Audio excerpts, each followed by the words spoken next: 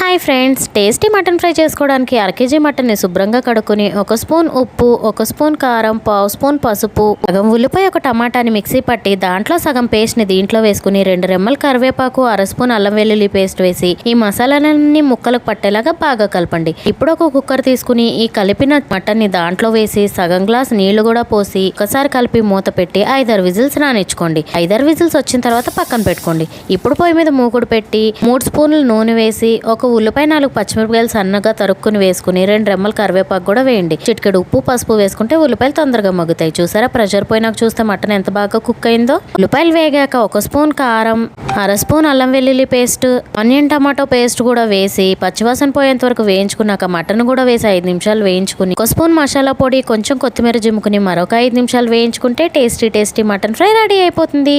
మీలో mutton fry అంటే ఎంతమందికి ఇష్టమో కామెంట్ చేయండి. నచ్చిందా? Like and subscribe.